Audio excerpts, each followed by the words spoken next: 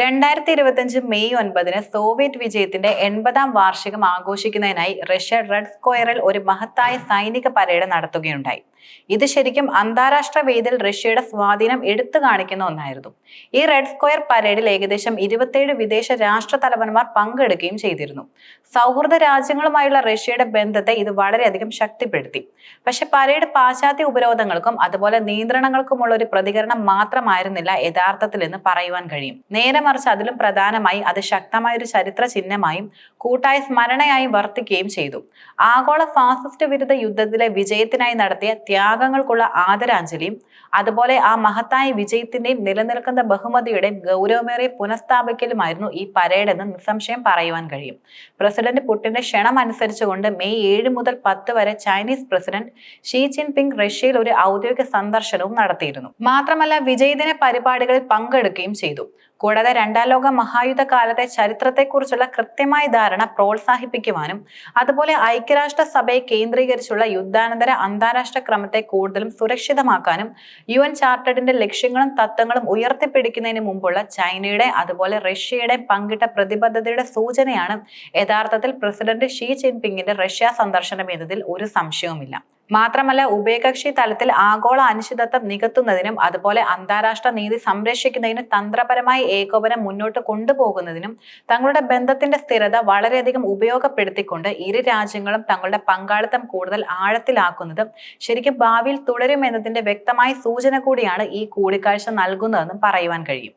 80 വർഷങ്ങൾക്ക് മുമ്പ് രണ്ടാം ലോക മഹായുദ്ധം ചൈനയും സോവിയറ്റ് യൂണിയനും ഒരുമിച്ചായിരുന്നു ശരിക്കും പോരാടിയിരുന്നത്.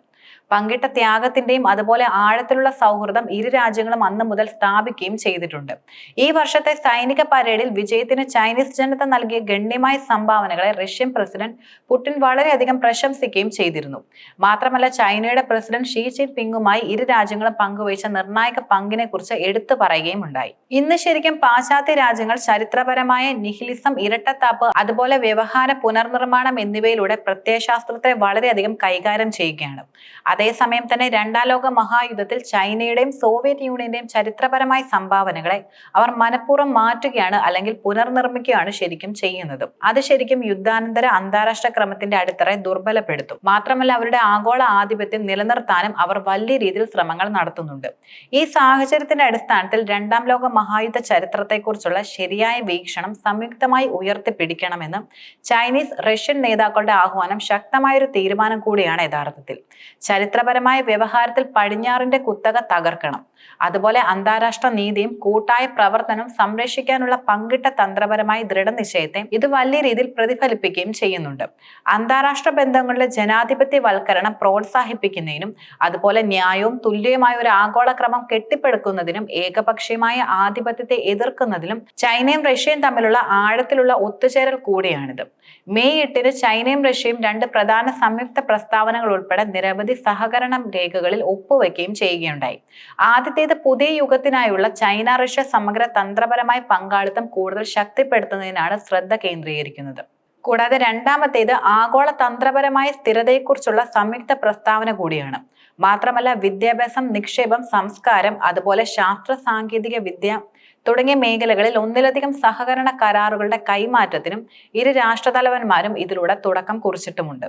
അതേസമയം തന്ത്രപരമായ തലത്തിൽ ഉഭയകക്ഷി ബന്ധങ്ങളുടെ തുടർച്ചയും സ്ഥിരതയും ഉറപ്പാക്കുക മാത്രമല്ല ഇതിലൂടെ ചെയ്യുന്നത് നേരെ മറിച്ച് പ്രധാന മേഖലകളിലുടനീളം പ്രായോഗിക സഹകരണത്തിന്റെ സ്ഥിരമായ ആഴം വർദ്ധിപ്പിക്കുന്നതിനെയും ഈ രേഖകൾ വലിയ രീതിയിൽ പ്രതിഫലിപ്പിക്കുന്നുണ്ട്. ഉഭയകക്ഷി സഹകരണ തലത്തിൽ വ്യാപാരം, ജൈവ സുരക്ഷ, നിക്ഷേപ സംരക്ഷണം, ഡിജിറ്റൽ സമ്പദ് വ്യവസ്ഥ അതുപോലെ ശാസ്ത്രീയ സൗകര്യങ്ങൾ, മാധ്യമങ്ങൾ, സിനിമ എന്നിങ്ങനെ തുടങ്ങിയ മേഖലകൾ ഉൾക്കൊള്ളുന്ന 28 സഹകരണ രേഖകളുടെ കൈമാറ്റം പ്രസിഡന്റ് ഷീ ജിൻപിങ്ങും അതുപോലെ പ്രസിഡന്റ് വ്ളാഡിമിർ പുടിനും നടത്തുകയും ചെയ്തു. ഈ വിശാലമായ അജണ്ട ഊർജം, വ്യാപാരം തുടങ്ങിയ പരമ്പരാഗത മേഖലകളെ യഥാർത്ഥത്തിൽ വലിയ രീതിയിൽ ശക്തിപ്പെടുത്തുകയാണ് ചെയ്യുന്നത്. അതേസമയം തന്നെ ഡിജിറ്റൽ സമ്പദ് വ്യവസ്ഥ, ശാസ്ത്രീയ നവീകരണം തുടങ്ങി വളർന്നു വരുന്ന മേഖലകളിൽ ഇരു രാജ്യങ്ങളെയും തന്ത്രപരമായി സ്ഥാനപ്പെടുത്തിക്കൊണ്ട് സാംസ്കാരിക, വിദ്യാഭ്യാസ, യുവജന സഹകരണത്തിലൂടെ രാജ്യങ്ങൾ തമ്മിലുള്ള ബന്ധം കൂടുതൽ ശക്തമാക്കുകയും ചെയ്യുന്നുണ്ട്.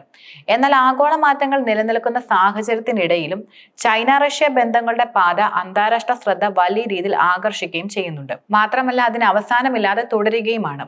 യുദ്ധ യുദ്ധത്തിന്റെ കൂട്ടായ ത്യാഗങ്ങളിൽ നിന്ന് ഉരുത്തിരിഞ്ഞ ഇരു രാജ്യങ്ങളുടെയും ബന്ധം ഭാവിയിൽ കൂടുതൽ വളർത്തിയെടുക്കാനാണ് ഇരു രാജ്യങ്ങളും കൂടുതൽ പദ്ധതിയിടുന്ന കാര്യവും. അതിനുള്ള ഏറ്റവും വലിയ തെളിവ് കൂടിയാണ് ഈ രാജ്യങ്ങളുടെ പുതിയ നീക്കങ്ങൾ എന്ന് തന്നെ പറയാം.